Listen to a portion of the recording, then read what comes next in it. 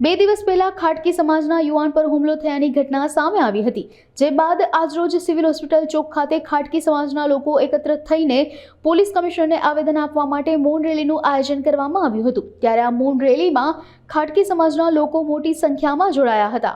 આજે અમારા ખાટકી કસાઈ સમાજ ઉપર અને સમગ્ર ખાટકી સમાજ ઉપર અન્યાય થઈ રહ્યો છે।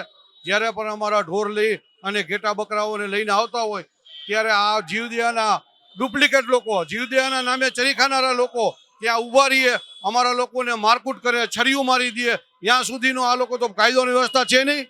પોલીસ અને પ્રશાસન શું કરે છે? પોલીસ માટે અને કાયદોની વ્યવસ્થા માટે હોય છે।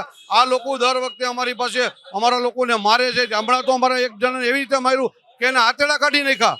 તો તમે જીવદયાનું કામ કરો છો, આ રીતે કરો છો કે લોકોને જીવ હત્યા કરો અને લોકોને મારી નાખો ત્યાં સુધીનું કરો છો?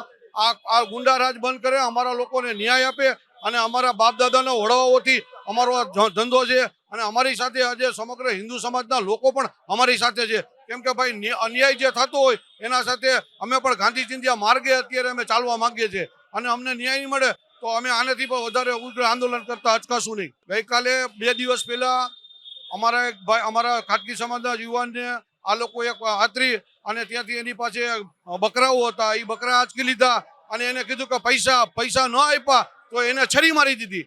તો આ ન્યાય છે? એટલે અમારે અત્યારે રાજકોટ પોલીસ કમિશનર સાહેબને અમારી માંગણી છે, નિવેદન છે, અપીલ છે અને ખાસ કરી અને હું જીવદયા પ્રેમીઓને, જે સાચા જીવદયા પ્રેમીઓ હતા, જે જયંતિભાઈ, સુમતીભાઈ કામદાર, યોગેશભાઈ શાહ, આ બધા જે સાચા જીવદયા પ્રેમીઓ છે એના નામ ઉપર આ લોકો ચરી ખાય છે અને હું જીવદયા પ્રેમીઓને સાચા જે જીવદયા છે એ લોકોને પણ વિનંતી કરું છું કે આ લોકોને તમે પણ પ્રોત્સાહન ન કરો, નહીં આવનારા દિવસોમાં ગંભીર પરિણામ આવશે।